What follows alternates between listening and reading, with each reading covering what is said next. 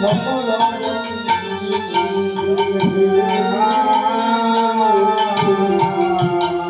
আর জানিতে জানিলেন তথা জয় বিশ্ব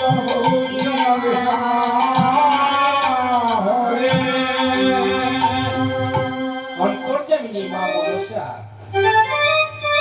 চম্পকনগরীর চাঁদ সদাগর যে মহা ধুমধামের মধ্যে মর্তধামে যজ্ঞ করছে, পূজা অর্চনা করছে, সমস্ত 33 কোটি দেবদেবীকে আমন্ত্রণ করেছে, নিমন্ত্রণ করেছে। অন্তর্যামিনী মা আমার বুঝতে পেরে কি করছেন তো না সদাগরের বাটিতে এসে উপস্থিত হলেন মা আমার। সদাগরকে বললেন, সদাগর তুমি সমস্ত 33 কোটি দেবদেবীর নামে নৈবেদ্য সাজিয়ে পূজা অর্চনা করছো, অথচ এক মুষ্টি পুষ্প দিয়ে তুমি আমার পূজা করছো না কেন?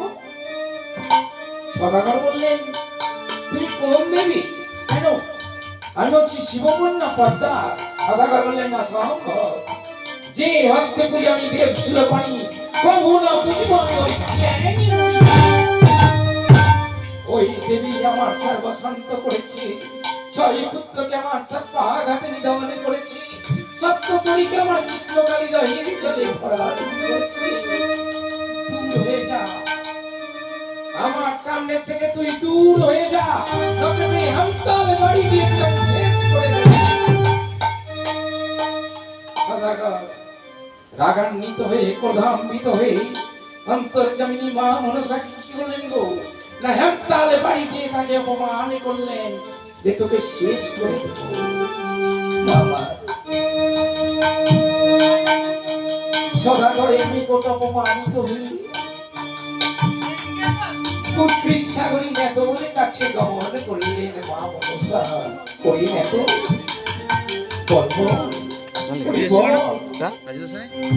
যদি চম্পকনগরের চাঁদ সদাগর আমার এই মত বুদ্ধির সাগরী নেত চিন্তা করছে আমাদের পিতাকে কি জানাতে হবে? পিতা কে গো না পিতা হচ্ছেন দেবাদিদেব মহাদেব। কৈলাস পর্বতে শিব দুর্গার একটা আসনে বসে আছে, তাই নেতর কাছে যুক্তি নিয়ে জগৎ চললেন কেমন ভাবে দেখলেন।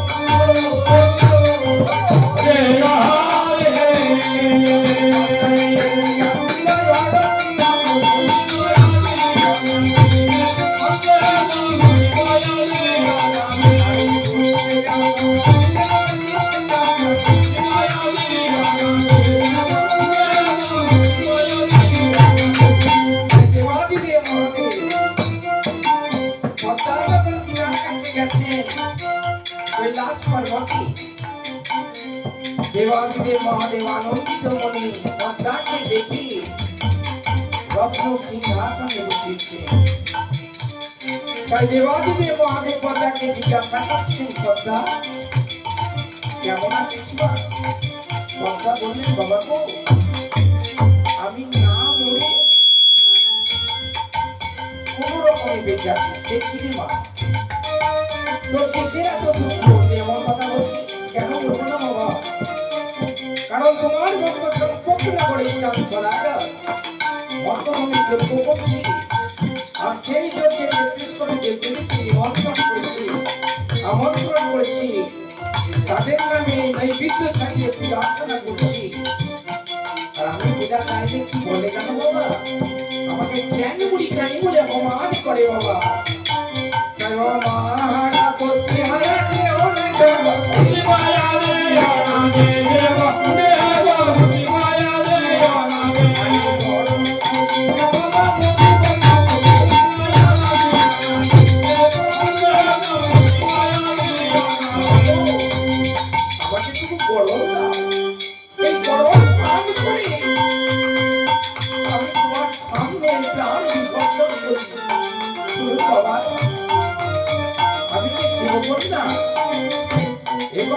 জগৎবাসী জানতে না পারে, আর যদি মর্তভাবে আমার পূজা করা না হয়, এটুকু গরম দাও, গরম পানি করে আমি তোমার সামনে প্রাণ বিসর্জন দিই। দেবাদিদেব মহাদেব চিন্তাই করলেন, তাই তো আমি কেমন করে পদ্মার পূজায় মর্তভাবে প্রচার করবো? একটি উপায় করতে খুঁজে ফেলেছি। তুমি আমার বচনে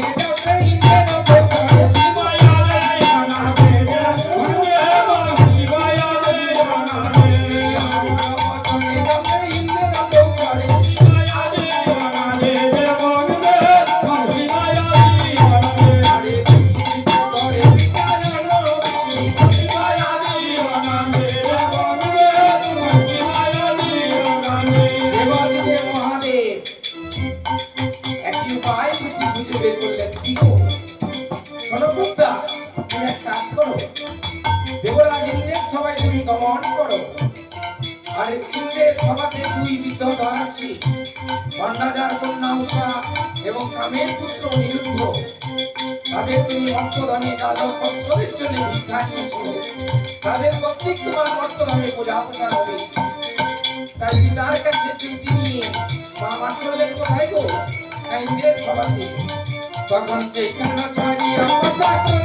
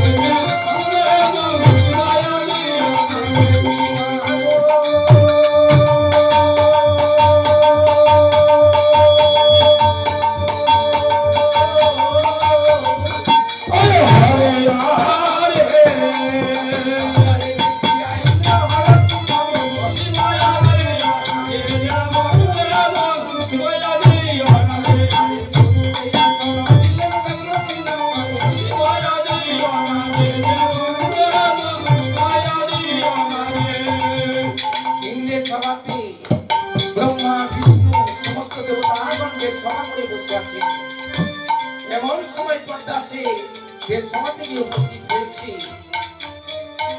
দেবরাজ ইন্দ্র মহাযত্ন করে রত্ন সিংহাসনে পদ্মাকে বসিয়েছেন। তাই দেবরাজ ইন্দ্র জিজ্ঞাসা করছেন, পদ্মা আজ হঠাৎ কি ব্যাপার? এই দেব সভাতে তোমার আগমন? পদ্মা লজ্জায় মাথা নত করে বসে আছে, দেব সভাকে বলতে পারছে না। কেমন করে বলবে যে আমার মর্তভূমে পূজা প্রচার হচ্ছে না? যার পিতা হচ্ছে দেবাদিদেব মহাদেব, ব্রহ্মা আমি মহেশ্বর সমস্ত দেবতাগণকে সভা করিয়াছেন। দেব সভাকে কেমন করে বলবে? কিছু মস্তকে পদ্মা বসে আছে। দেবরাজ ইন্দ্র বারবার জিজ্ঞাসা করছেন, বলো পদ্মা কি ভাষার আগমন? পদ্মা বললেন, প্রভু আমি আপনার কাছে এসেছি, ভিক্ষা চাইছে প্রভু। শিশুপদ্মা, বলো বলো পদ্মা, তুমি কি ভিক্ষা চাও? প্রভু, আপনার কাছে যে দুই বিধবা আছে, কন্যাদার কন্যা উষা, কামের পুত্র নিরুদ্ধকে আমি দ্বাদশ বৎসরের জন্য মর্তধামে ভিক্ষা নিয়ে যেতে চাই প্রভু। তাদের কর্তৃক আমার মর্তধামে পূজা প্রচার হবে। দেবরাজ ইন্দ্র বললেন, শোনো পদ্মা, এই উষা অনিরুদ্ধের নৃত্যে সমস্ত দেবতাদের মন জয় হয়ে যায়, তারা আনন্দ উপভোগ করেন। আমি কেমন করে ভিক্ষা দেবো চিন্তা করছি পদ্মা। শোনো পদ্মা, আমি ভিক্ষা দিতে পারি একটা সত্যি, যদি তুমি তাদের নৃত্যকালে তাল ভঙ্গ করতে পারো। পদ্মা বলেন, প্রভু তাই হবে। তাই উষা অনিরুদ্ধকে আজকের সমাজে নৃত্যগীত করার জন্য ডেকে পাঠালেন দেবরাজ ইন্দ্র। তখন সেই কান ছাড়িয়া তারা করিয়া দাব, শিবায়ালে অনাদে দেব দেব, শিবায়ালে অনাদে দেবতা সবাতে দিন গরো, শিবায়ালে অনাদে দেব দেব, শিবায়ালে অনাদে আমনন্দ নিরঞ্জ পায়ের কাছে বসে, শিবায়ালে অনাদে দেব দেব, শিবায়ালে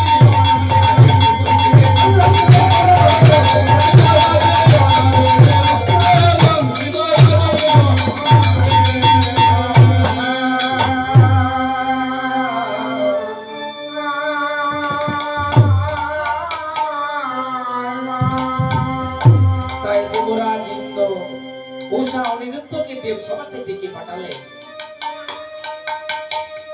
দেবরাজ ইন্দ্র উষা অনিরুদ্ধকে বললেন, শোনো, আজ তোমাদের নৃত্য গীতের পরীক্ষা দিতে হবে। এই যে কাঁচা ছড়া, এই কাঁচা ছড়ার মধ্যে নৃত্য করতে হবে। এই ছড়া যদি ফেটে যায় বা ভেঙে যায়, আমি তোমাদের অভিশাপ দেব।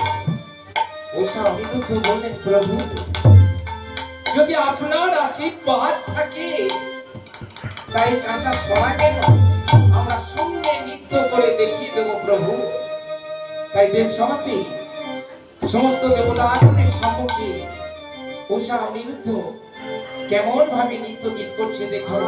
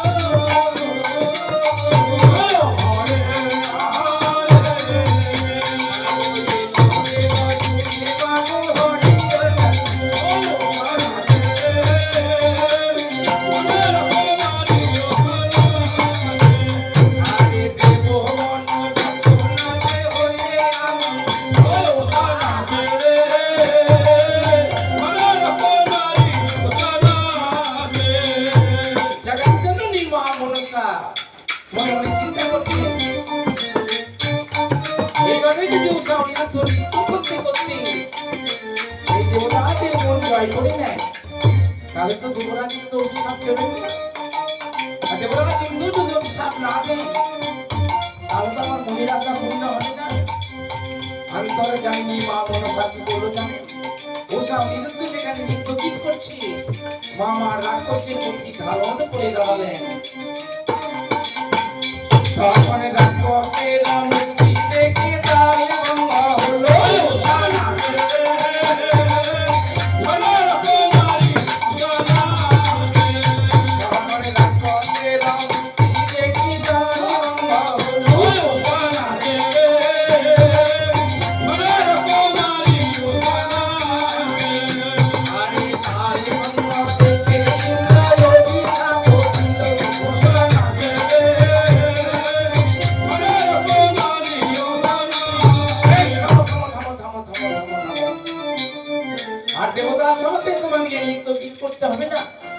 তোমাদের নামে আমি বড়াই করে দেব সভা করেছিলাম তোমাদের নৃত্য দর্শন করবার জন্য। সে আমার উচ্চ মাথা তোমরা নিচু করে দিয়েছ, তোমাদের নৃত্যে তাল ভঙ্গ হয়েছে, তাই তো এই কাঁচা ছড়া ভেঙে চিড়ে হয়ে গেছে। তাই আমি তোমাদের অভিশাপ দিচ্ছি, যাও দ্বাদশ বৎসরের জন্য মর্তধামে গিয়ে তোমরা নররূপে বাস করো।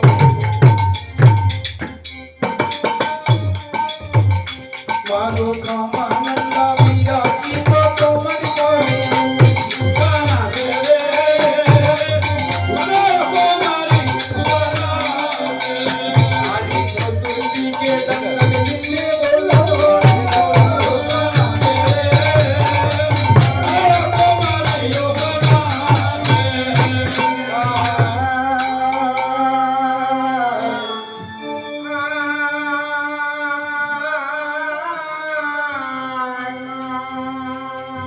দেবতা সভাতে ওষা অনিরুদ্ধের নৃত্য গীতির সময় জগতের জননী মা মনসা ওষা অনিরুদ্ধের তাল ভঙ্গ করার জন্য কি করেছিল গো না রাক্ষসের মূর্তি ধারণ করেছিলেন। যেই না ওষা অনিরুদ্ধের নৃত্য সেই মায়ের দিকে পড়েছে অমনি তাদের তাল ভঙ্গ হয়ে গেছে। তাই তাল ভঙ্গ দেখে ইন্দ্র আজ অভিশাপ দিল,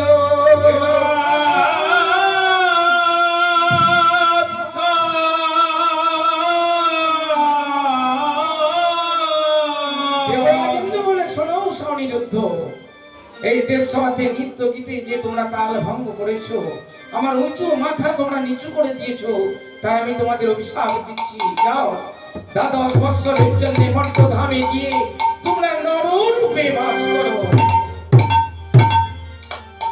অনিরুদ্ধ বললেন, সে কি প্রভু, এত বড় অভিশাপ! আমরা দেবতা সভাতে দেবগণের সঙ্গে উঠা বসা করি, তাদের সবাই নৃত্য গীত করি, তাদের সঙ্গে আমরা চলাফেরা করি, বলুন প্রভু মর্তধামে গিয়ে আমরা কেমন করে নররূপে বাস করব? এ বাবা ব্রহ্মবাক্য লঙ্ঘন আমার নয়। দেবরাজ ইন্দ্র মুখ থেকে যে কথা বলে দিয়েছেন সে কার্যকরিতা হবার হবেই হবে। তাই ওষা অনিরুদ্ধ ৩৩ কোটি দেবদেবীর সম্মুখে অজর ছুড়ে কাঁদছে, আর কি বলছে গো প্রভু, আপনার কাছে আমাদের কিছু ভিক্ষা চাওয়ার আছে প্রভু, বলো বলো অনিরুদ্ধ কি ভিক্ষা চাও প্রভু? না হারাইলে পাবো ধন মোরা মরা জিয়া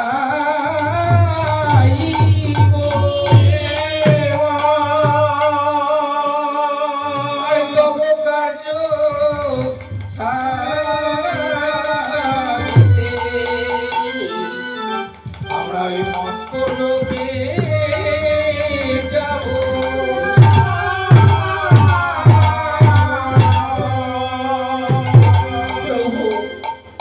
মর্তধামে গিয়ে যদি আমাদের কোনো মূল্যবান জিনিস হারিয়ে যায়, বা আমি বা অনিরুদ্ধের মধ্যে যদি কেউ মারা যায়, পুনরায় আপনাকে জীবিত করে দিতে হবে। আর যদি কোনো বস্তু হারিয়ে যায় সেই বস্তু আপনাকে ফিরিয়ে দিতে হবে। এই ভিক্ষা আছে ওষা অনিরুদ্ধ দেবরাজ ইন্দ্রের কাছ থেকে বিদায় নিতে চলেছি। দেবরাজ ইন্দ্র বললেন, তথাস্তু, যাও। মর্তধামে গিয়ে যদি তোমরা বিপদে পড়ো বা কারোর মৃত্যু হয়, আমি তোমাদের সহায় হব, সাহায্য করব।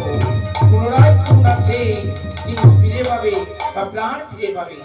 এই বর দিয়ে ৩৩ কোটি দেবদেবীর সম্মুখে সমস্ত দেবতাগণকে সাক্ষী রেখে জগৎ জননী মা মনসাকে উষা অনিরুদ্ধকে দ্বাদশ বৎসরের জন্য উষা অনিরুদ্ধকে স্বর্গের থেকে মর্তধামে ভিক্ষা দিলেন।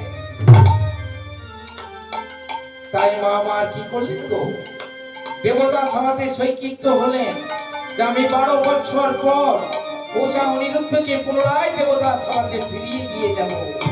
আর যদি তাদের মধ্যে কেউ হারিয়ে যায় বা মারা যায়, আমি পুনরায় জীবিত করতে পারি। সৈকৃত হয়ে মামা অগ্নি কুণ্ডে প্রাণে বিসর্জন করিয়ে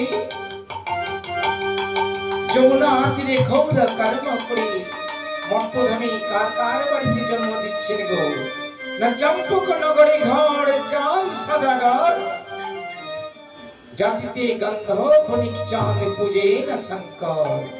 চম্পক নগরী চাঁদ সদাগর স্ত্রী সনকার গর্ভে জন্ম দিলেন কামের পুত্র অনিরুদ্ধকে।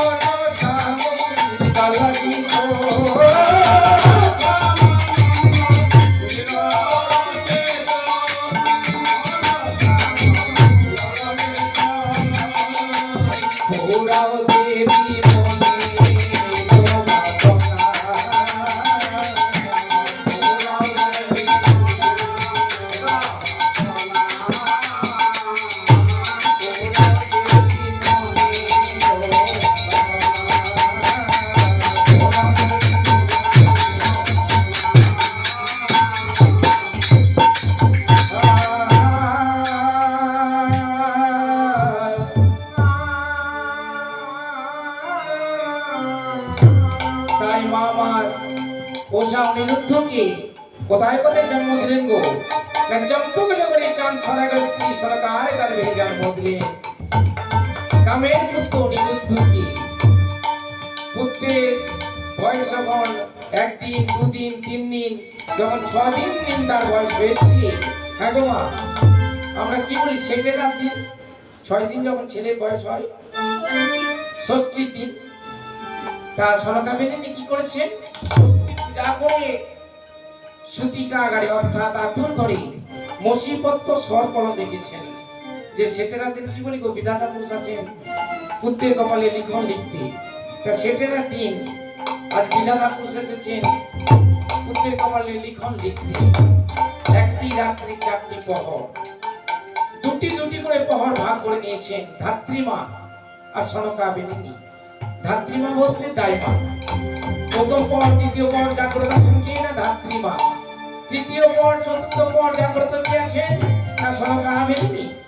এমন সময় সে তৃতীয় পর এসেছেন বিধাতা পুরুষ পুত্রের কপালে লিখন লিখতে, যেই না দ্বারে প্রবেশ করতে চলেছে দ্বারে জাগ্রত আছেন সনকাবিনী। বিধাতা পুরুষ বলছেন সনকা তুমি দ্বার ছেড়ে দাও, তোমার পুত্র যে মর্তধামে জন্মগ্রহণ করেছে তার কপালে আমি লিখন লিখব। সনকা বলছেন বিধাতা আপনি যে কথা লিখবেন সে কথা কিন্তু আমাকে বলতে হবে। বিধাতা বললেন শোনো সনকা, তোমার এই পুত্রের কপালে আমি যে কথা লিখব তুমি শুনে সহ্য করতে পারবে না, ধৈর্য ধরতে পারবে না সনকা। বিধাতা আপনি আমাকে হাসালেন বিধাতা। জানেন বিধাতা আমার ছয় ছয় পুত্রকে হারিয়ে ছয় রানী মধুর মুক্তি আমি ধৈর্য ধরে সহ্য করে আছি আর আমার এই ছয় দিনকার পুত্রের কপালে আপনি এমন কথা লিখবেন শুনে আমি সহ্য করতে পারবো না, ধৈর্য ধরতে পারবো না। বিধাতা তাহলে আমি দ্বারও ছাড়বো না। শোনো সনকা তুমি দ্বার ছেড়ে দাও, তোমার পুত্র যে মর্তধামে জন্মগ্রহণ করেছে যদি আমরা এই খাতার মধ্যে লিপিবদ্ধ না করি তার কোনো হিসাব থাকবে না। সনকা দ্বার ছেড়ে দাও। হে বিধাতা আমি বলেছি তুমি যা লিখবেন সেটা বলতে হবে আমাকে। তা শোনো সনকা আমি আগে লিখে নিই তারপর তোমাকে বলছি। তা বিধাতা পুরুষ কি লিখছেন দেখুন লক্ষ্মীদারের কপালে। আরে লালা তে কপালে তারে বিধি লালা তে কপালে তারে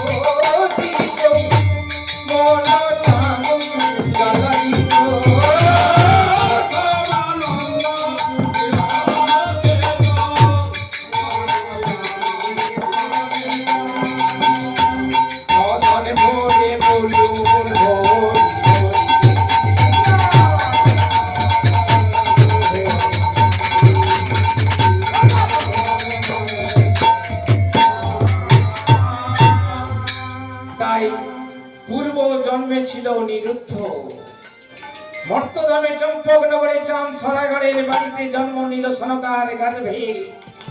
নাম কি হলো গো না লক্ষিন্দর।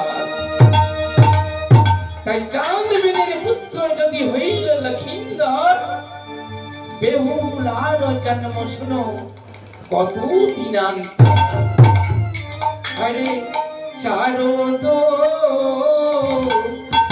শশী কিরণ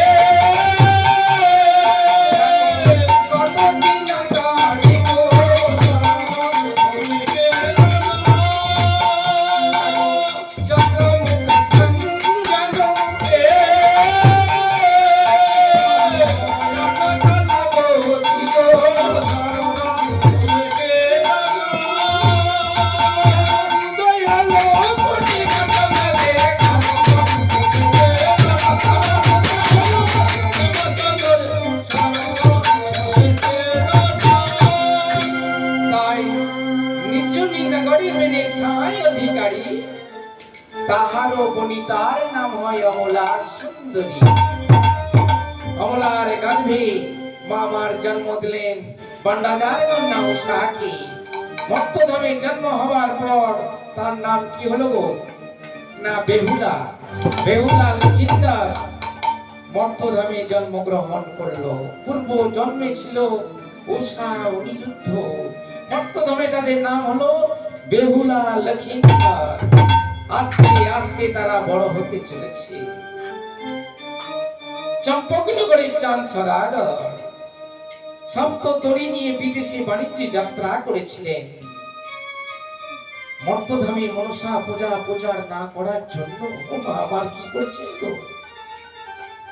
না সদাগরের সপ্ত তরীতে ওই কৃষ্ণ কালিদাহের জলে মামার ভরাডুবি করেছে।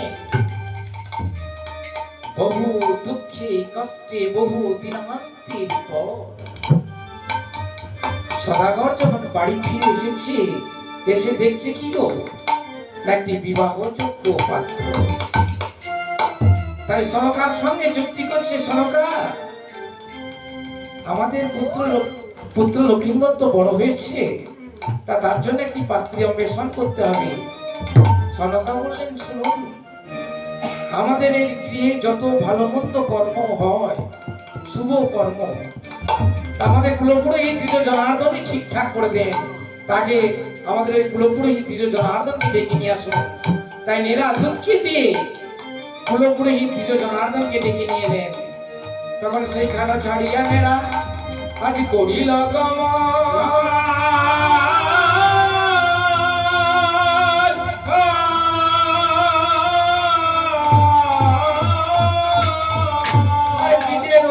বাড়িতে গিয়া নেরা দিল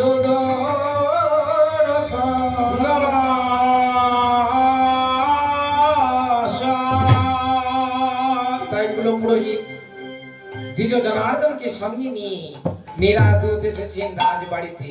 আসুন আসুন আসুন ঠাকুর মশাই, আসুন আসুন আসুন। ঠাকুর মশাই বললেন আমায় কিসের জন্য ডেকে পাঠিয়েছেন?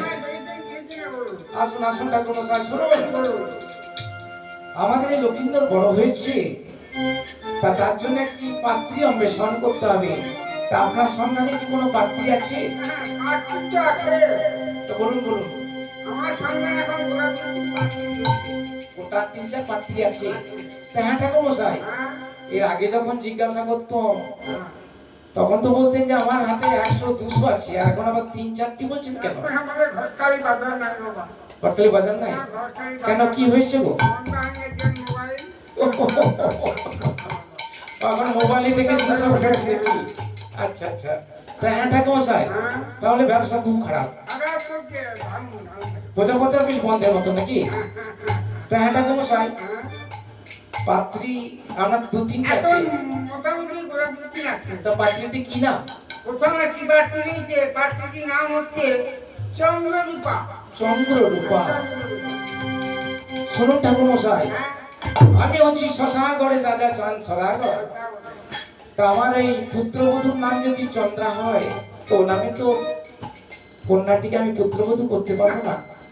তা আপনার অন্য কোনো সন্ধান? আরেকটি সন্ধান রয়েছে। না।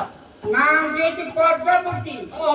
ঠাকুরমশাই, ওই নাম আমার সাথে উচ্চারণ আপনি করবেন না।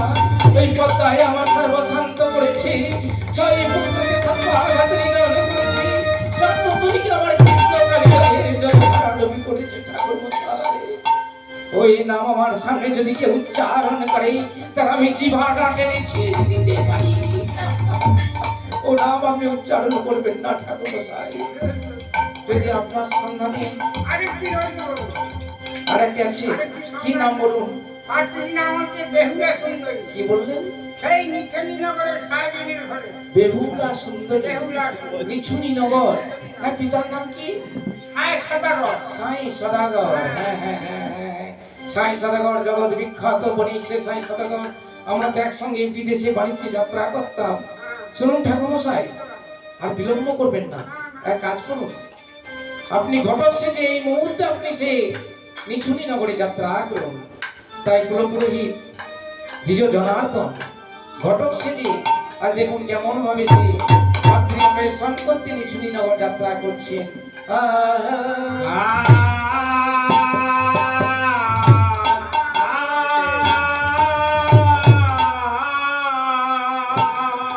ওরে প্রাণ দয়াময়ী,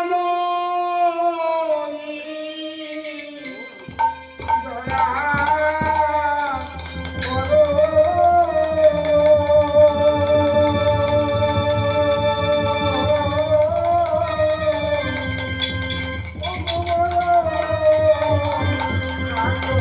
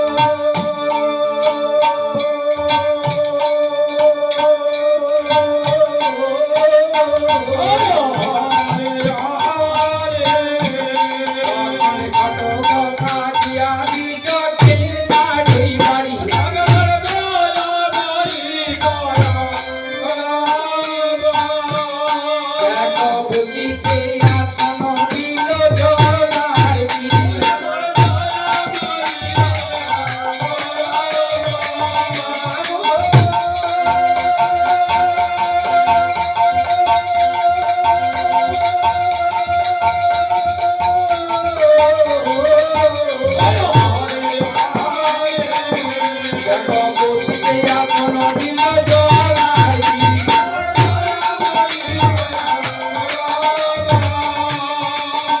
আরে বেহুলা লইল দিয়া জড়ানের রঘুলি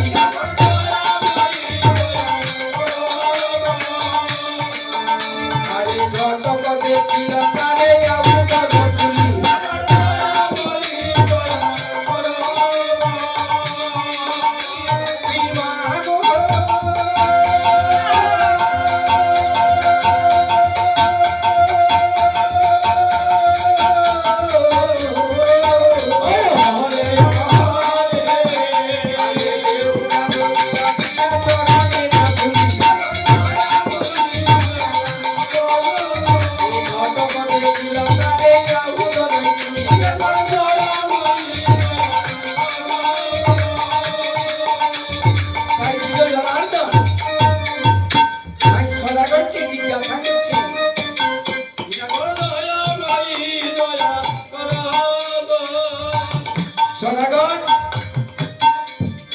এই বিবাহ তো কন্যাটি কার তাই সদাগর বলেন কেন ঠাকুর মশাই এই কন্যাটি হচ্ছে আমার সদাগর এই বিবাহের যোগ্য কন্যা বাড়িতে রেখে তুমি মহা আনন্দে ঘুরে বেড়াচ্ছ এর বিয়ের কোনো ব্যবস্থা করছো না ঠাকুর মশাই আমি এর জন্য অনেক জায়গায় পাত্র দেখাশোনা করছি কিন্তু কোথাও ঘর হচ্ছে তা বড় হচ্ছে না আর কোথাও বড় হচ্ছে তা ঘর হচ্ছে না ঠাকুর আপনার সন্ধানে কি কোনো পাত্র আছে বলে আগে আসছে কোথায় দেখো চম্পক নগরে থাকে চম্পক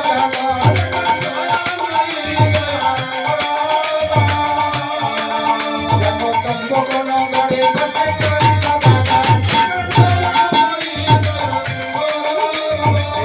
ঘরে আছে একেবারে কিন্দর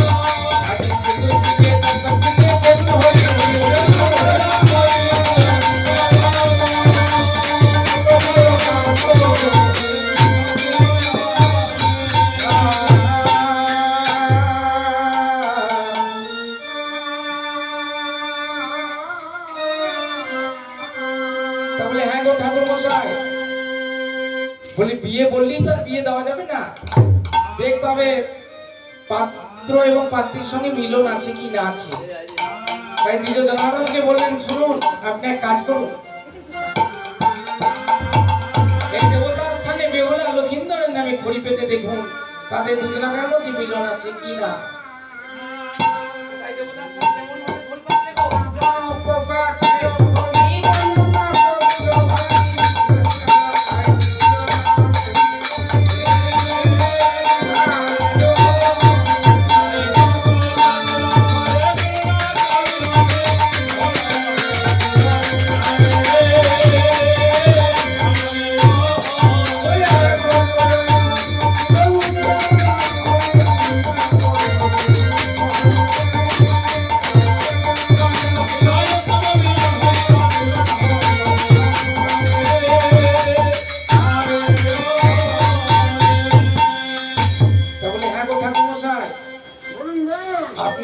বাঁধলেন দেবতা স্থানে হ্যাঁ বেহুলা লক্ষিন্দরের নামে তা কেমন মিলন হয়েছে? সুন্দর পুজো হইব এই যেন লক্ষ্মী নারায়ণ লক্ষ্মী নারায়ণ, দুর্গা শিব দুর্গা, সীতারাম রাম সীতা, আহা লাইলা মজনু, শ্রীদেবী নাকি বলছেন?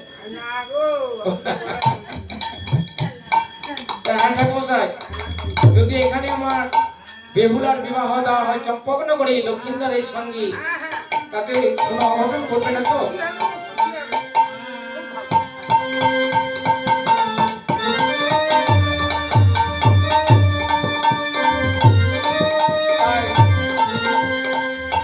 এমন সময় বিজয়দান কি করলেন গো, না চম্পকনগরী চাঁদ সদাগরকে নিয়ে এলেন সাই সদাগরের বাড়িতে তার পুত্রবধূ অন্বেষণ করার জন্য।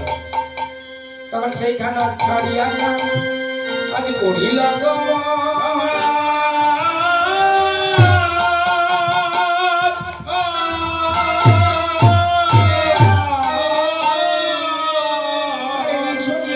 নগরে আসি চাঁদ দিল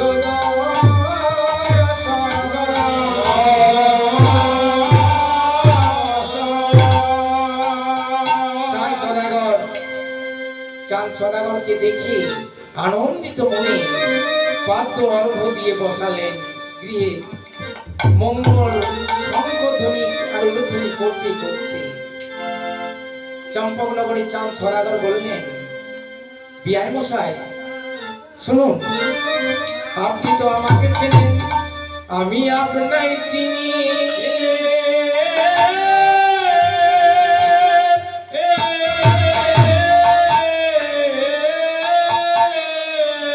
লক্ষিন্দরে বিবাহ দে আপনারে বেহুলা নাচনিয়া।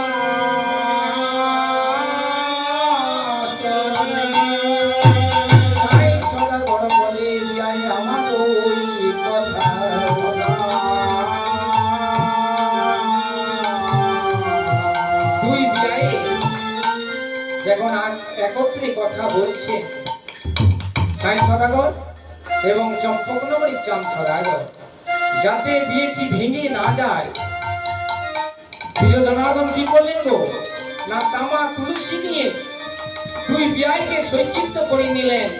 চম্পকনগরী চাঁদ সদাগরকে বললেন, শুনুন বিয়াই মশাই, আপনি বলুন আপনার একমাত্র পুত্র লক্ষিন্দরের সঙ্গে সাই সদাগরের কন্যা বেহুলার সঙ্গে বিবাহ দেবেন দেবেন দেবেন। এবং সাই সদাগরকে বললেন যে আপনার একমাত্র কন্যার সঙ্গে চম্পকনগরে চাঁদ সদাগরের লক্ষিন্দরের সঙ্গে বিবাহ দেবেন দেবেন দেবেন। তামা তুলসী নিয়ে এই দেবতা স্থানে দুই বিয়াইকে সৈকৃত করে নিলেন দ্বিজ জনার্দন, যাতে বিয়েটি ভেঙে না যায়। যেই না সৈকৃত হয়ে গেছে, এমন সময় চম্পকনগরী চাঁদ সদাগরকে সাই সদাগরকে বললেন, শুনুন বিয়াই মশাই, যদি আপনার কন্যাকে আমার বংশের পুত্রবধূ হয়ে যেতে হয়, তা আপনার কন্যাকে কিন্তু একটা ছোট্ট পরীক্ষা দিতে হবে। বলুন বলুন বিয়াই মশাই, আমার কন্যাকে কি পরীক্ষা দিতে হবে? শুনুন বিয়াই মশাই, আপনার কন্যাকে 6 গুড়ি লোহার গলায় সেদ্ধ করে তার সতীত্বের পরীক্ষা দিতে হবে বিয়াই মশাই। সে কি বিয়াই মশাই? এ অসম্ভব কথা। 6 গুড়ি লোহার গলায় তো সেদ্ধ করা সম্ভব কথা নয় বিয়াই মশাই। এই প্রথা আপনি ফিরিয়ে নিন। চম্পকনগরী চাঁদ সদাগর বললেন, বিয়াই মশাই, আমার বংশের পূর্বপুরুষের প্রথা, যদি আপনার কন্যাকে আমার বাড়ির পুত্রবধূ হয়ে যেতে হয়, তাই এই পরীক্ষা আপনার কন্যাকে দিতেই হবে বিয়াই মশাই। এই কথা শুনি বেহুলার গর্ভধারিণী মা মোলাবিনী অন্তঃপুর থেকে শুনে সদাগরের নিকটে সে বলছেন, ও পিয়া, পিয়াই মশাই, আপনি পাগল না আপনার মাথায় কোনো ছিট আছে? আমাদের এই গৃহস্থ বাড়িতে জল বিশেষে মুগ মসুর বিক্রি করা সেদ্ধ করতে পারি না, কিন্তু মা সেদ্ধ হয়। মুগ মসুর বিক্রি করা সবসময় সেদ্ধ হয় না, জল বিশেষে হয় না, গৃহস্থ বাড়িতে হয় না, হয় না। তা বলুন বিয়াই মশাই, আমার কন্যা কেমন করে 6 মুড়ি লোহার কড়াই সেদ্ধ করবে? এই প্রথা কি ফিরিয়ে না দিয়া আমার বংশের পূর্বপুরুষের প্রথা, আপনার কন্যাকে যদি আমার বংশের পুত্রবধূ হয়ে যেতে হয়, এই পরীক্ষা দিতেই হবে। দিয়া চম্পকনগরের চাঁদ সদাগরের হাত দুটি জড়িয়ে ধরে কমলা বেনিনি অজর ছড়ে কাঁদছে। আর বেহুলা কি বলছে গো? তখন বেহুলা বলিল, মা গো, মা গো, তুমি না করো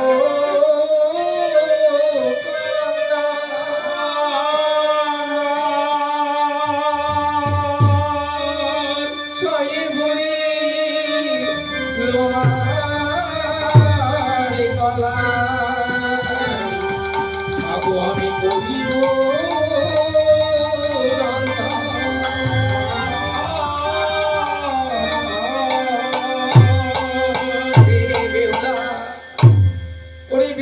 অসম্ভব কথা, 6 মুড়ি লোহার কড়াই তুই সেদ্ধ করতে পারবি না মা। বাবু, ওনারা যদি আমার সতীত্বের পরীক্ষা করতে চান, নিশ্চয়ই আমি আমার সতীত্বের পরীক্ষা দেব। যদি 12 মাসে 12 ব্রত অমাবস্যা পূর্ণিমা আমার শরীরে সত্য হয়, আমার শরীরে যদি সতীত্বের চিহ্ন থাকে মা, আমি নিশ্চয়ই 6 মুড়ি লোহার কড়াই সেদ্ধ করতে পারবো। চম্পকনগরে সদাগর বললেন, শোনো বেহুলা, শোনো, তুমি অফুরন্ত জালে সেদ্ধ করতে পারবে না।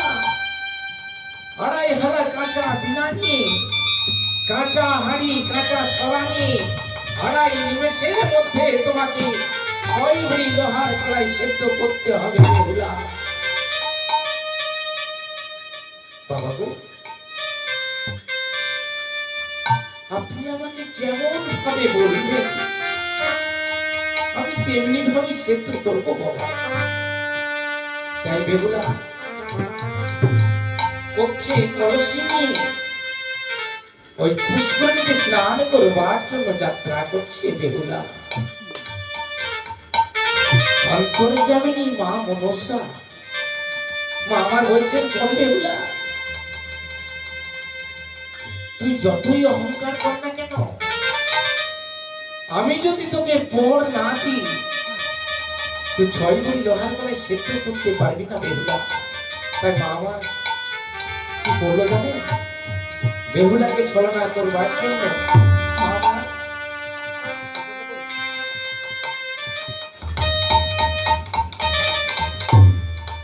মামা বেহুলাকে ছলনা করবার জন্য মামার বৃদ্ধ ব্রাহ্মণী রূপ ধারণ করলেন। তখন চলিতে আপন দাসী জগাতি কমলা,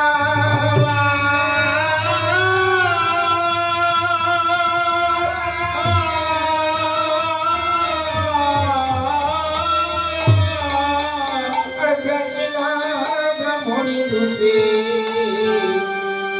আমার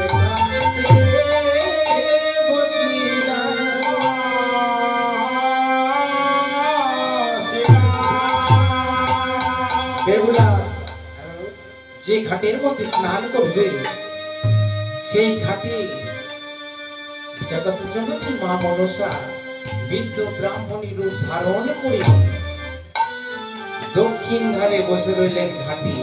আর বেহুলা পক্ষে কলসি নিয়ে আনন্দিত মনে সে চলেছে স্নান করতে। তখন বেহুলা নাচনি দাদা, তখন আসে ধীরে ধীরে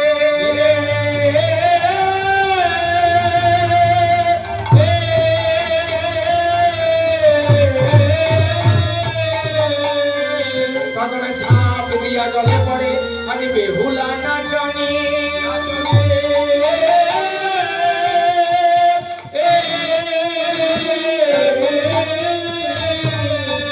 মনসার গায়ে লাগে বেহুলার গোড়াই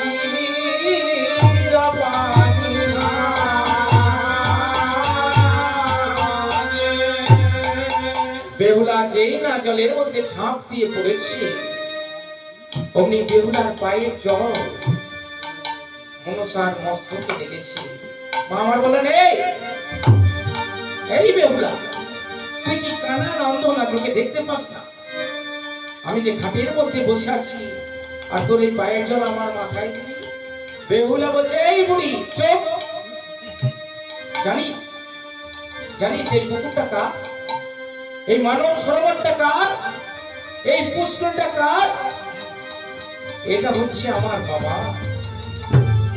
তা আমার বাবার পুকুরে আমি যেমন করে খুশি নামবো, সাঁতারে কাটবো, ঝাঁপ দেবো, তাতে তোর কি?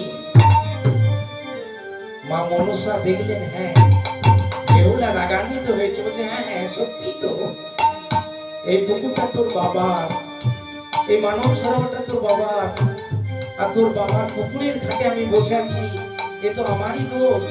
তবে শোনবে ওলা শোন, আমি নই মায়া ঠাসের ছেলে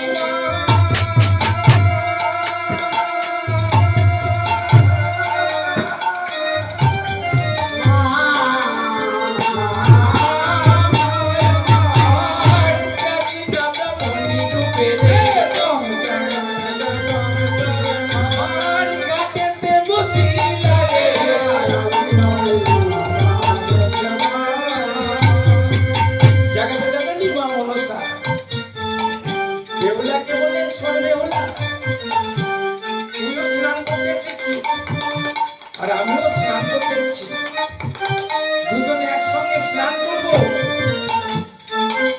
প্রতিজ্ঞা করে ডুব দেবো, দেখবো তোর হাতে কি উঠে আর আমার হাতে লাগে উঠে। প্রতিজ্ঞা করিয়া ডুব দিবে প্রতিজ্ঞা করিয়া ডুব দিবে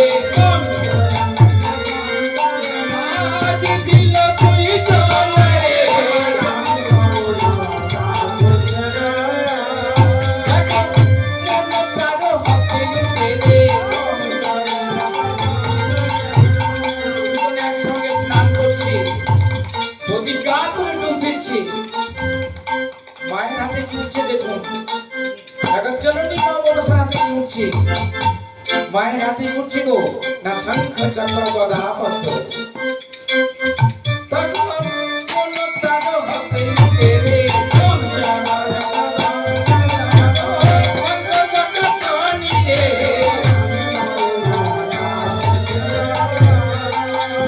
আর বেহুলা হাতে কি উঠছে দিয়েছে। বেহুলা রাতে করছে দেখো।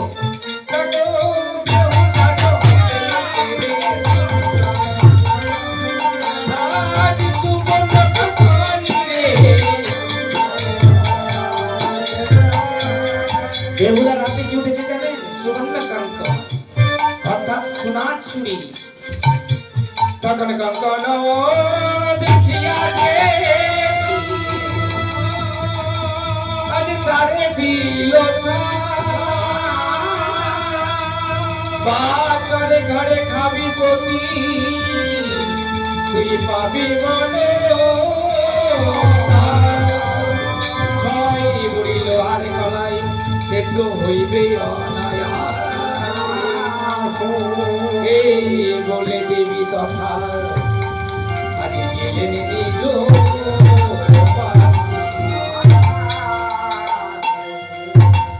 জগতে জননী মা মনসা বেহুলাকে বর দিলেন কি গো? শোন বেহুলা, ছয় উড়ি লোহার কলাই তোর অনায়াসে সেদ্ধ হবে, তবে বাসর ঘরের মধ্যে তুই তোর পতিকে হারাবি। এই বর দিয়ে জগতে জননী মা মনসা ছায়া রূপে মা আমার মিলিয়ে গেলেন। এই বর দিয়ে বেহুলাকে, বেহুলা বলছে এই মাত্র তো আমার সঙ্গে বুড়ি কথা বলছিল, কই তাকে তো দেখতে পাচ্ছি না, তন্ন তন্ন করে ঘুরছে, কোথাও তাকে দেখতে পাচ্ছি না। জগৎ জননী মায়ের ব্রত দাসী বেহুলা, বেহুলা মায়ের নামে ধ্যান করে দেখছি, ও ভুজঙ্গ জননী মা, মাগো তোমার দাসীকে তুমি কেমন ছলনা করলে মাগো, মাগো কি বাসো না ছল করে গেলে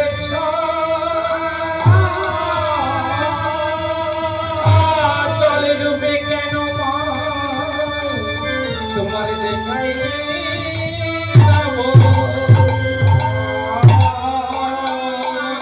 আমি কি করি হয় আমার মন প্রাণ ঘুরে যায়, আমি তো করিনি কিছু বর দাও বা মনসা বাসরেতে ঘুরে যেন মাগো মোর মন।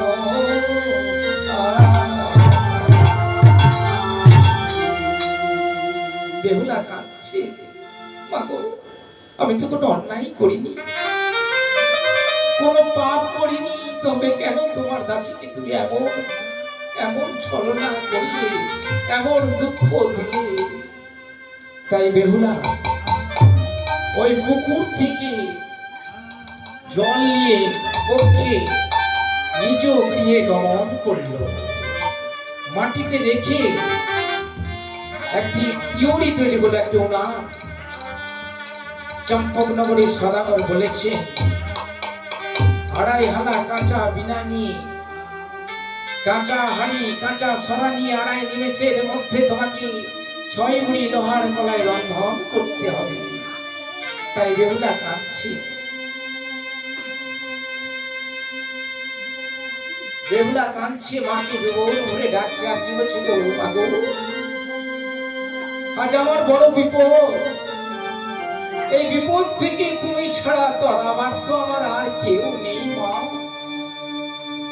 আমায় তারাও মা।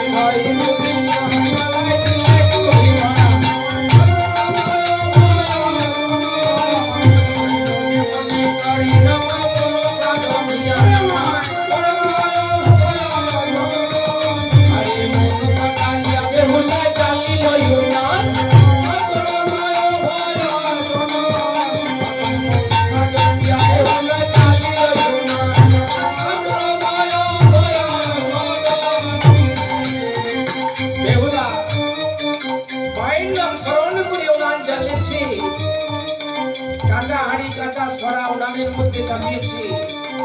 মায়ের নাম স্মরণ করে সে ছয় বুড়ি লোহার গলায় সে হাড়ির মধ্যে কেমন ভাবে দিচ্ছে দেখুন। তারপরে ছয় বুড়ি লোহার গলায় দিলে বলি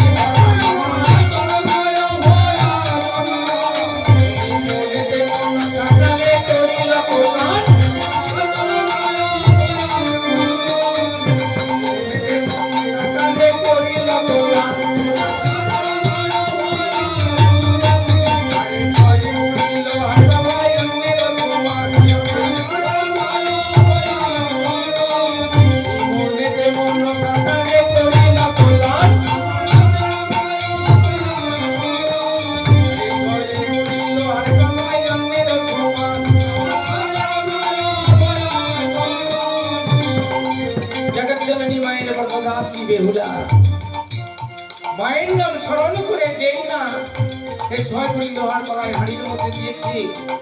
সদাগর বলেছে আড়াই নিমেষের মধ্যে দাম ধান করতে হবে।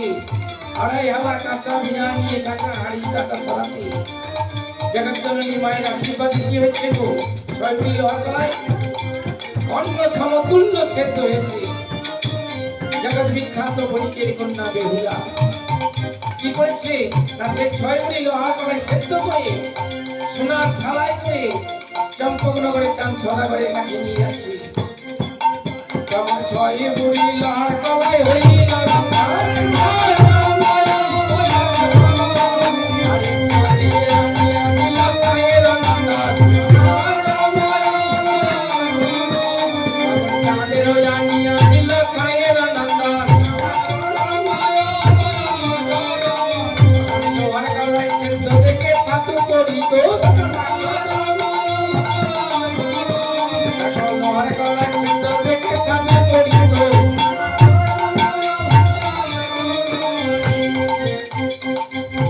যেই না বেহুলা সে ছয় বুড়ি লোহার গলায় সেদ্ধ করে সোনার থালায় করে চম্পকনগরে তার সদাগরের সম্মুখে নিয়ে গেছে।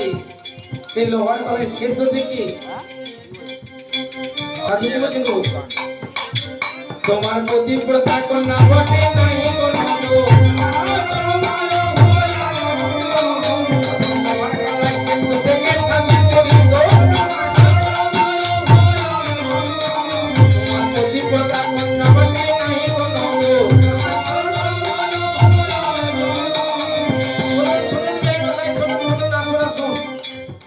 কাজ করুন ওই বিজয়পুরকে নিয়ে পাঁচি থেকে একটা বিয়ে দিন ধার্য করলেন। কারণ আপনার কন্যাকে যা দেখো আমার দেখা হয়ে গেছে। আপনার কন্যা সত্যি কন্যা লসাতে ছয় বুড়ি লোহার গলায় কি সেদ্ধ করতে পারে? তার কি দিন ধার্য কবে করছেন গো? আগামী আষাঢ় মাসে শুক্লপক্ষে গোধূলি লাগানি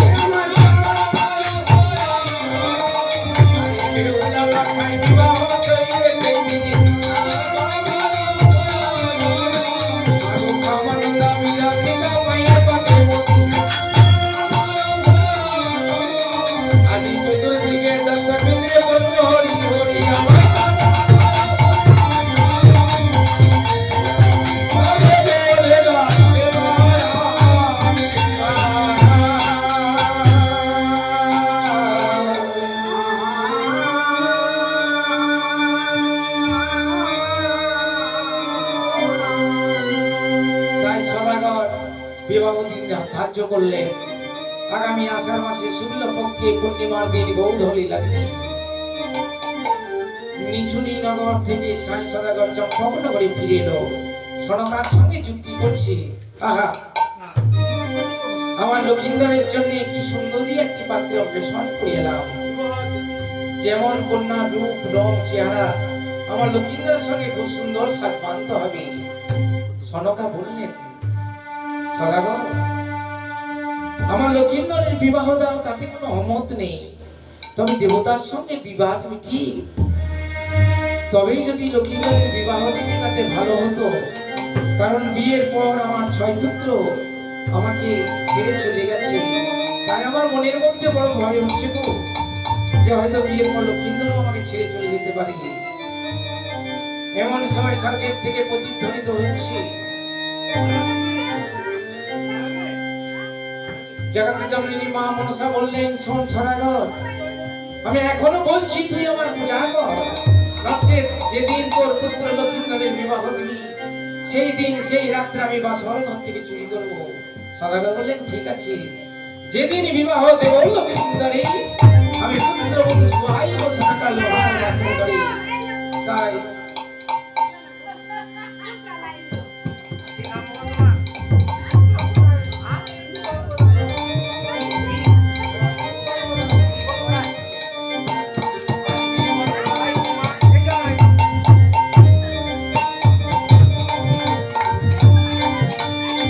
বীর বল গড়াইকে মা তুমি দিও বল।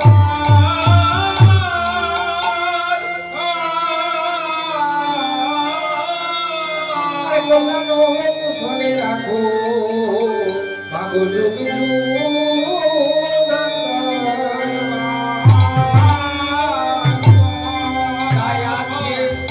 গৌদলী লগ্নে আষাঢ় মাস পূর্ণিমার দিন শুভ বিবাহে কেমন ভাবে সদাগর আয়োজন করি শিরস পরিক্রমকে পর্যাপ্ত নিমন্ত্রণ পত্র দিয়ে মহা ধুমধামের মধ্যে পুত্র লক্ষ্মীন্দরকে বরসজ্জায় সজ্জিত করে নুপুর পরিয়ে পাটের দোলার মধ্যে ছড়িয়ে কেমন ভাবে বিয়ে দিতে যাচ্ছে দেখুন।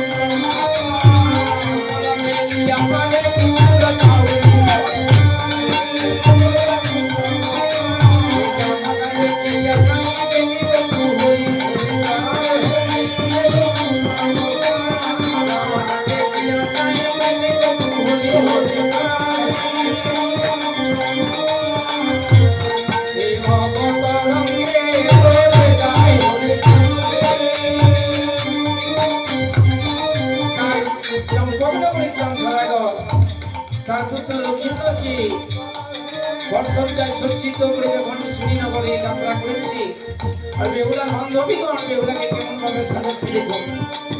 দেখো হরিদ্রা মাতায়া দিল বেহুলার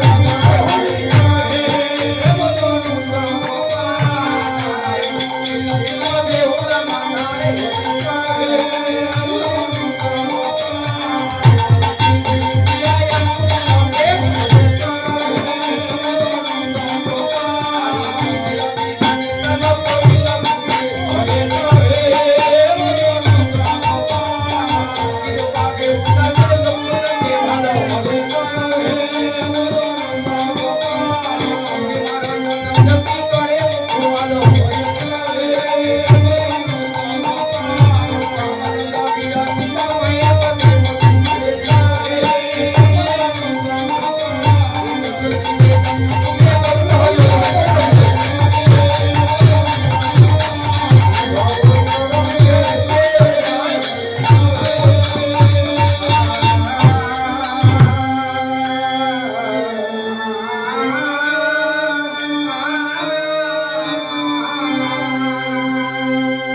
চম্পকনগরের চাঁদ সদাগর পুত্র লক্ষিন্দরকে বর্ষজ্জায় সজ্জিত করে নিচুনি নগরে যখন যাত্রা করেছেন গৌধলী লগ্নে তাদের বিবাহ। হ্যাঁ ঠাকুর মশাই, আমি যেসব পণ্ডিতগণ এবং পর্যাপ্তগণকে বলেছিলাম সকলেই উপস্থিত আছেন তো? তা শুভ কাজ, শুভ টাইমে সারাটাই ভালো। গৌধলী লগ্নে বিবাহ তাদের, গৌধলী লগ্ন পার হতে চলেছে, শুভ লগ্নে বিবাহ দিতে। আরে বেহুলা লক্ষিন্দরে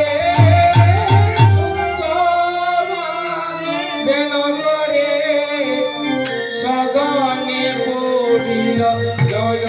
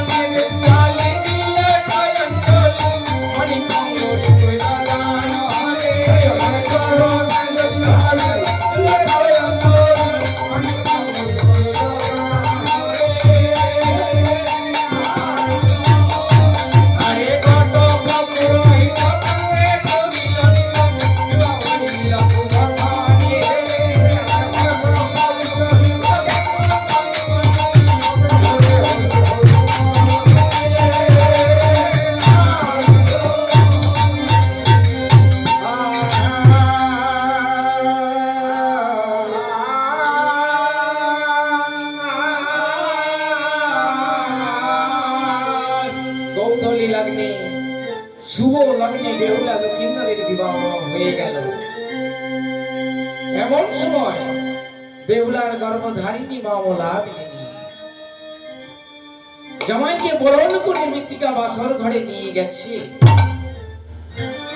অন্তর্যামিনী মা মনসা সদাগরকে ভয় দেখাবার জন্য কি করলেন গো? সদাগর যে অহংকার করে সাঁওতালি পর্বতে লোহার বাসর ঘর নির্মাণ করেছে, মামা সেইখানে দেখাবেন তার কি খেল, তাকে পরীক্ষা দেবেন। তাই মামার কি করলেন না, লক্ষিন্দরের শরীরের মধ্যে কতগুলি মহাবান মারলেন।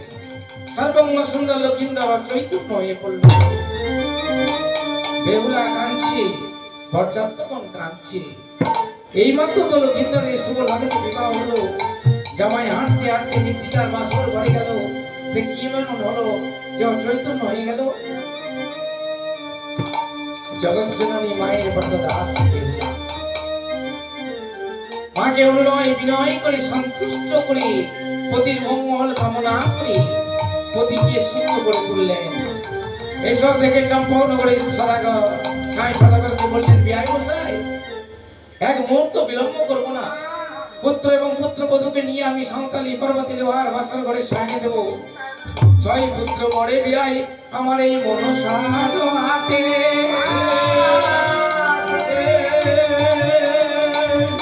আরে পরিণামে নাই জানি বিয়ারি ভগতে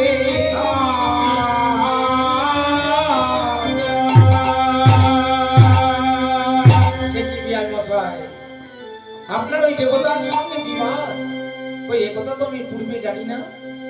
আগে যদি আমি জানতাম আপনার দেবতার সঙ্গে বিবাদ, তাহলে আমার একমাত্র কন্যা এই বেহুলার সঙ্গে আপনার পুত্র লক্ষিন্দরের বিবাহ দিতাম না বিয়াই মশাই। আপনি চিন্তা করবেন না বিয়াই, তার জন্যই তো আমি বিশ্বকর্মাকে দিয়ে 1,00,000 মণ লোহা দিয়ে সাঁওতালি পর্বতে বাসর ঘর নির্মাণ করেছি পুত্র এবং পুত্রবধূকে শয়নে দেব বলে। আর বিলম্ব করবেন না, আমার বরকন্যাকে সাজিয়ে দিন, আমি এই মুহূর্তে সে চম্পকনগরে যাত্রা করব। আর বিলম্ব না করে বরকন্যাকে সাজিয়ে পাটের তোলার মধ্যে চড়িয়ে শত শত বাজনা বাজাতে বাজাতে বণিকগণকে নিয়ে চম্পকনগরে চাঁদছড়াগড় চললেন। কোথায় না চম্পকনগরে সাঁওতালি পর্বতের দিকে গমন করছে। তখন আলিঙ্গনে গোলাগুলি আজ বিহায় অবিহায়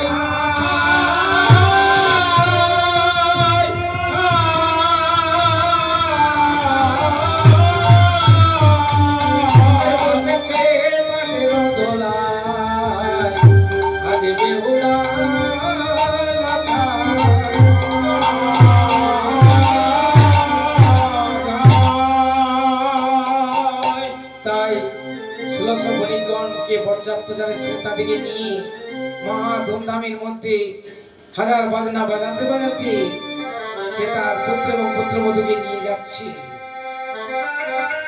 আর বেহুলার গর্ভধারিণী মা কলাবেরিনী কন্যাকে সে বিদায় দিতে চাইছে না, ওর ধরে কাঁদছে। আর কে কাঁদছে গো? না বেহুলার সঙ্গে যারা ছোট থেকে খেলাধুলো করতো তার সখীগণ, তাই সখীগণকে বোধ করে বেহুলা কি বলছে গো?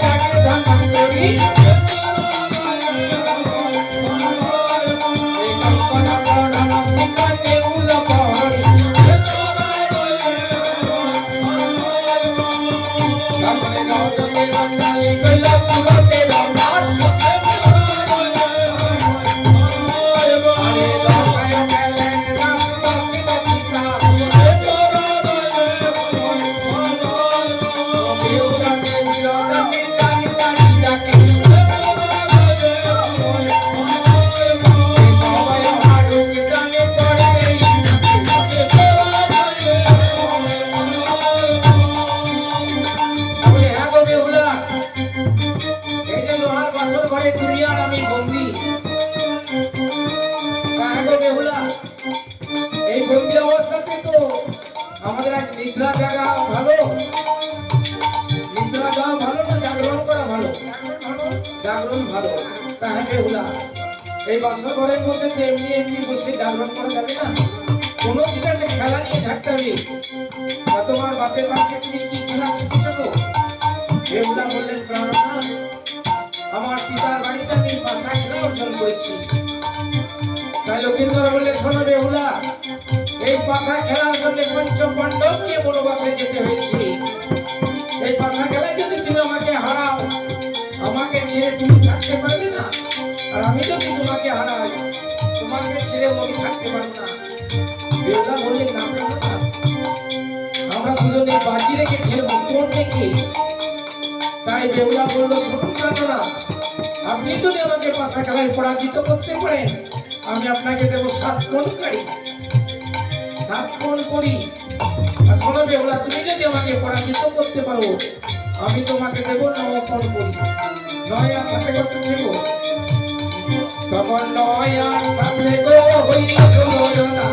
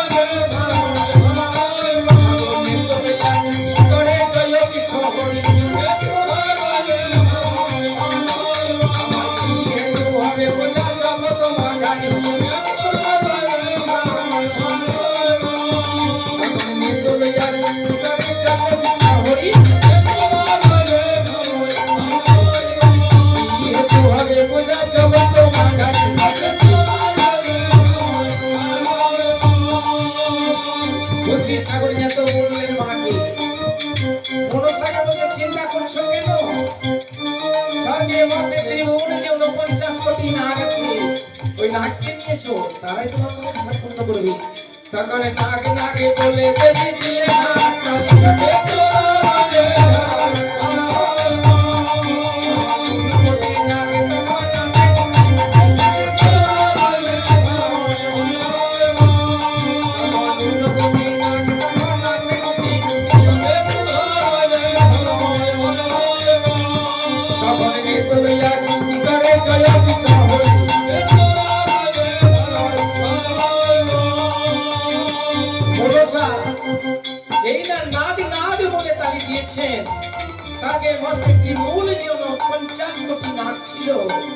সকলেই মায়ের কাছে গুষ্টি গুটিয়েছে হাজির হয়েছে। নাগর বলছে, মাগো, আমাদের কিসের জন্য আপনি ডেকেছেন? ওরে নাগর, বড় বিপদ, এই বিপদ থেকে তোরা ছাড়া তো আমার আর কেউ নেই। সে কি তুমি তো বিপদ জানি, তোমার আবার কি বিপদ? আরে বড় বিপদ, এই রজনী প্রভাতের পূর্বে যদি লক্ষিন্দরকে চুরি করতে না পারিস, তাহলে জগন্মাতার আমার পূজা প্রচার হবে না, আর এই নাগের কোনো অস্তিত্ব থাকবে না। তাহলে মা উপায়? তখন ন্যায়কালে উঠে বললে,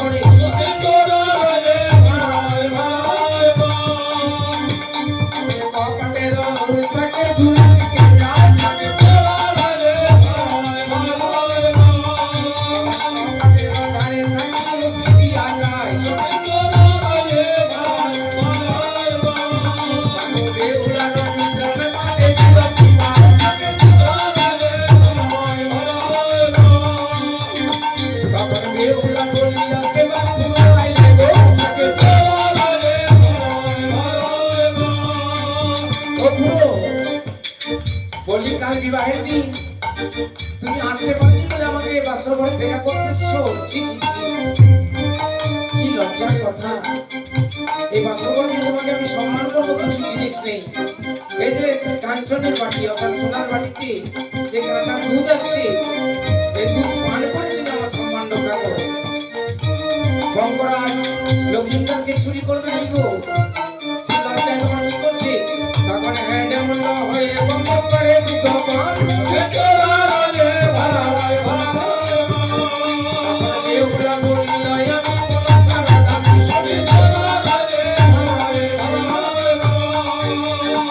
এখন সর্বের গলাতে দিল সুবর্ণ সাগর,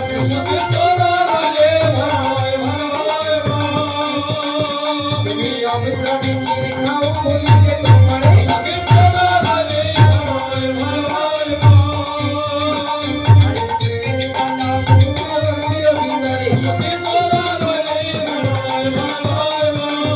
দেখো বঙ্গরাজ বন্দে হইলাম প্রতিগত হয়ে,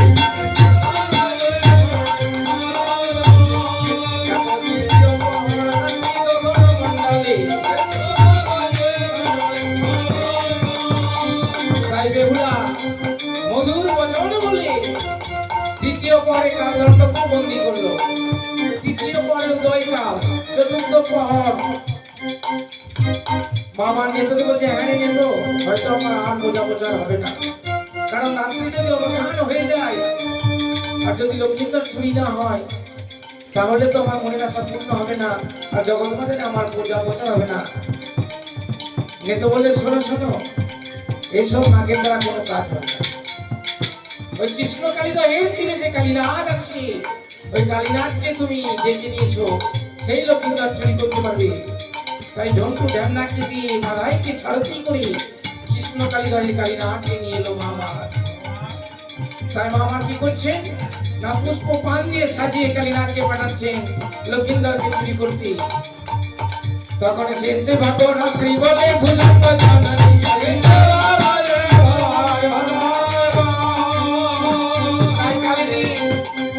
মায়ের দেওয়া পুষ্প পান নিয়ে আনন্দিত বলে কেমন ভাবে লক্ষ্মীন্দরকে চুরি করতে যাচ্ছেন দেখুন। ও কালী নাচিয়ে নাচিয়ে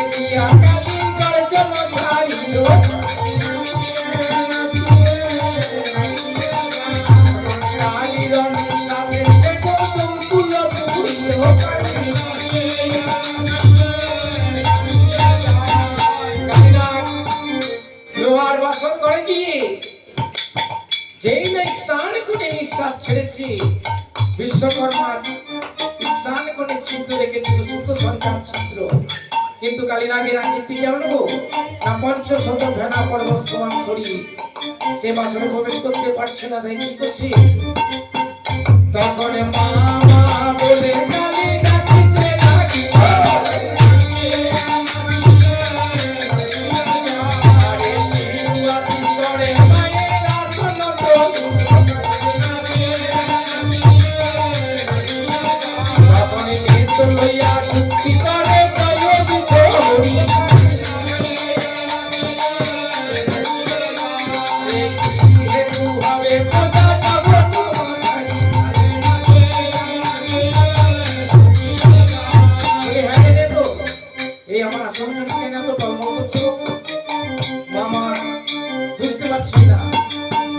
ধ্যান করে দেখলেন ও কালিনাগ বছরে প্রবেশ করতে পারিনি, পর্বত সমান তার শরীর, পঞ্চশত ফেনা, তাই মা আমার কি করছে দেখো, মৃত্তিকার মধ্যে কালিনাগ এঁকে কেশ সমান মারছে, তাই কালিনাগের আকৃতি কেমন হচ্ছে তো দেখো, কেশ সমান শরীর কালী সমান সমান মাথা কালী, কেশ সমান শরীর কালীর সমান সমান মাথা,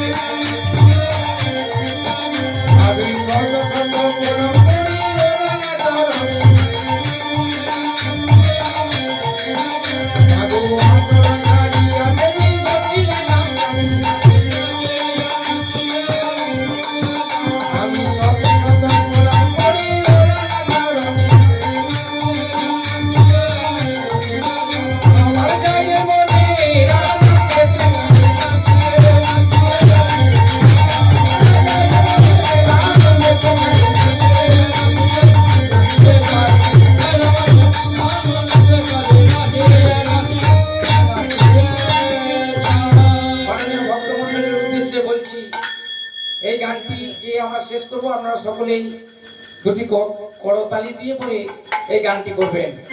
আজি কৃষ্ণ বলে দুটি বাহু তুলে নাচো রে মোর হরি বলে, আজি কৃষ্ণ বলে দুটি বাহু তুলে নাচো রে মোর হরি বলে।